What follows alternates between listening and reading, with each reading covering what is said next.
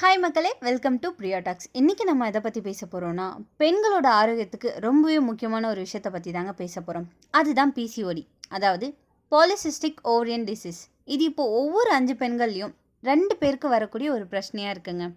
சொல்லப்போனால் எனக்கும் ஒரு காலத்தில் இருந்துச்சு. இதை நான் எப்படி ஓவர் கம் பண்ணேன் அப்படின்றத பற்றி தான் இன்றைக்கி நம்ம சொல்ல போகிறோம். மருந்து இல்லாமலேயே இயற்கை மூலமாக நம்மளால் இதை சரி பண்ண முடியுங்க. அப்படின்னா நம்ம வீட்டில் இருக்கிற சில மூலிகைகள், உணவுகள், நம்மளோட வாழ்க்கை முறையில் சில மாற்றங்கள், இது இருந்தாலே போதும். அது என்னென்னு தான் இன்றைக்கி நான் சொல்ல போகிறேன். அதுக்கு முன்னாடி பிரியா டாக்ஸ் சேனலை சப்ஸ்கிரைப் பண்ணாதவங்க சப்ஸ்கிரைப் பண்ணிக்கோங்க. மறக்காமல் பக்கத்தில் இருக்க பெல் ஐக்கானை ப்ரெஸ் பண்ணிக்கோங்க. வாங்க வீடியோக்குள்ளே போகலாம்.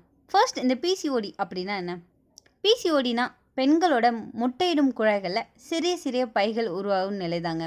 இதனால் ஹார்மோன் சமநிலை குலையும், மாதவிடாய் முறையாக வராது, உடல் எடை அதிகரிக்கும், முகத்தில் பிம்பிள் அதிகமாக வரும், முடி உதிர்தல், இது எல்லாமே இதோட அறிகுறியாக இருக்குங்க. ஒரு சிலருக்கு பீரியட்ஸ் வராது, பட் அதோட பெயின் இருந்துக்கிட்டே இருக்கும். இதுக்கான காரணம் ரொம்பவே அதிகங்க.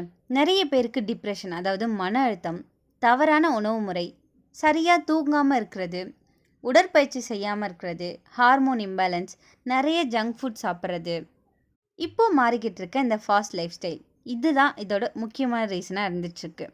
இந்த பிசிஓடியால் மாதவிடாய் தாமதமாக வரும். அப்படி இல்லைன்னா ஒரு சிலருக்கு மாதவிடாய் ஏற்படவே ஏற்படாது.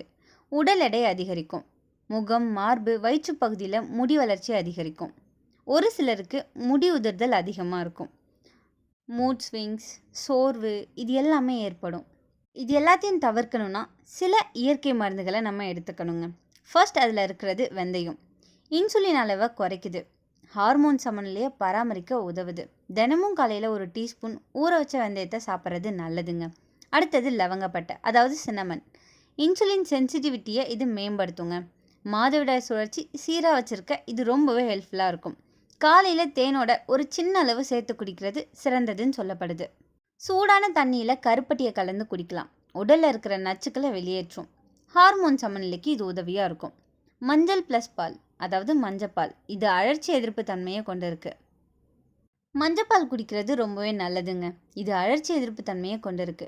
பிசிஓடி காரணமாக வர ஆக்னே, பெயின், இது எல்லாமே இது குறைக்கிறதுக்கு சிறந்ததாக இருக்குது. அடுத்தது வெள்ளரிக்காய் ஜூஸ். இது உடல் வெப்பத்தை குறைச்சி ஹார்மோன்களை சமநிலைப்படுத்துங்க. தினமும் ஒரு கிளாஸ் வெள்ளரிக்காய் ஜூஸ் நம்ம குடிக்கிறது சிறந்தது. முடிஞ்சால் குங்குமப்பூ பால் சாப்பிட்றது நல்லது. ஹார்மோன் சமநிலை மற்றும் மன அழுத்தத்தை இது குறைக்குது. இரவில் தூங்குவதற்கு முன்னாடி நம்ம இதை சாப்பிட்டோன்னா மாற்றம் நமக்கே தெரியுங்க. அடுத்தது அஸ்வகந்தா. இது மன அழுத்தத்தை குறைக்கும். பிசிஓடிக்கு முக்கியமான ஹார்மோன் கார்டிசலை இது கட்டுப்படுத்துது. ரொம்பவே ஈஸியாக கிடைக்கிற ஒரு முக்கியமான பொருளை பற்றி தான் இப்போ சொல்ல போகிறேன். அதான் ஆலோவேரா ஜூஸ். கருப்பை ஆரோக்கியத்துக்கு இது சிறந்ததுன்னு சொல்லப்படுதுங்க. தினமும் காலையில் இதை நம்ம குடிக்கிறது ரொம்பவே நல்லது. பாகற்காய் ஜூஸ் நிறைய பேருக்கு பிடிக்காது, இருந்தாலும் இதை ட்ரை பண்ணி பாருங்கள், நல்ல ரிசல்ட் கொடுக்கும். இது இன்சுலின் அளவை கட்டுப்படுத்தி ஹார்மோன்களை சமப்படுத்தும். அடுத்தது கொய்யா இலையை வச்சு டீ போட்டு குடிக்கலாங்க. இது குடிக்கிறதால இன்சுலின் நிலையை நம்மளால் குறைக்க முடியும். மாதவிடாய் சுழற்சியை இது சீர்படுத்துதுன்னு கூட சொல்லப்படுது. நம்மளோட உணவு பழக்கம் மற்றும் வாழ்க்கையில் சில மாற்றங்களை கொண்டு வரதன் மூலம் நம்மளோட பிசிஓடி ப்ராப்ளத்தை நம்மளால் ஓவர் கம் பண்ண முடியும். நம்ம உணவு தான் நம்ம மருந்துன்னு சொல்லப்படுது. நம்ம இந்த பிசிஓடியிலேருந்து வெளியே வரணும்னா நம்ம என்னென்ன உணவுகள் சாப்பிட்ணுன்னு சொல்கிறேன். முழுதானியம், அதாவது ஹோல் கிரெயின்ஸ் எடுத்துக்கிறது நல்லது. பச்சை கீரைகளை நிறையா சேர்த்துக்கோங்க. பழங்கள், மாதுளை, பப்பாளி, ஆப்பிள், இதெல்லாம் சாப்பிட்றது சிறந்தது. வெந்தயம், மஞ்சள், லவங்கப்பட்டை, இது எல்லாமே சாப்பிட்றது ஹார்மோன் சமநிலையை கட்டுப்படுத்தும். கண்டிப்பாக 4லேருந்து 5 லிட்டர் தண்ணி டெய்லியும் குடிக்கிறது அவசியமான ஒன்றுங்க. பிசிஓடி இல்லாமல் இருக்கணும்னா ஒரு சில விஷயத்த நீங்கள் தவிர்க்கணுங்க. அது என்னென்னு இப்போ சொல்கிறேன். பால், பன்னீர், ஃபாஸ்ட் ஃபுட், இதெல்லாம் தவிர்க்கிறது நல்லது. மைதா, சர்க்கரை, கார்பனேட்டட் பானங்கள், அதாவது கூல்ட்ரிங்க்ஸ், இதெல்லாம் சாப்பிடக்கூடாது. ரொட்டி, பிஸ்கட், நொறுக்கு தீனிகள், முடிஞ்ச அளவுக்கு ஸ்நாக்ஸ் சாப்பிட்றத தவிர்த்துருங்க. தினமும் 30 நிமிஷம் பிரிஸ்க் வாக் அல்லது யோகா செய்யுங்க.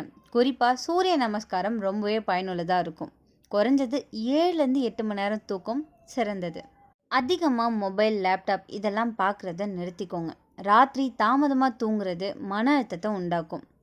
ஜங்க் ஃபுட், பேக்கடு ஸ்நாக்ஸை சாப்பிட்றத தவிர்த்துடுங்க. இதெல்லாம் தவிர்க்கிறது மூலம் உங்களால் சில மாற்றங்களை உங்கள் உடம்புல நீங்களே பார்க்க முடியுங்க. பிசிஓடி ஒரு பெரிய நோயெலாம் இல்லை. இது ஒரு வாழ்க்கை முறை மாற்றத்தால் முற்றிலும் கட்டுப்படுத்தக்கூடிய ஒரு வியாதி தான். இயற்கை மருந்து, சரியான உணவு, மன அமைதி, இது மூன்றையும் சேர்த்தாலே பெண்கள் ஆரோக்கியமாக வாழலாம். ஏற்கனவே பிசிஓடி இருக்கிறவங்க இதுக்கு முன்னாடி நான் சொன்ன இந்த மூலிகைகளை எதை பயன்படுத்தியிருக்கீங்க அப்படின்ட்டு கமெண்ட்டில் சொல்லிடுங்க. இன்றைக்கி நான் சொன்ன விஷயங்கள் எல்லாமே உங்களுக்கு ஹெல்ப்ஃபுல்லாக இருக்கும்னு நம்புகிறேன். இந்த வீடியோ உங்களுக்கு பிடிச்சிருந்துச்சுன்னா லைக் பண்ணுங்கள், ஷேர் பண்ணுங்கள், மறக்காமல் நம்ம சேனலை சப்ஸ்கிரைப் பண்ணுங்கள். அடுத்த ஒரு அற்புதமான வீடியோவில் சந்திக்கிறேன்.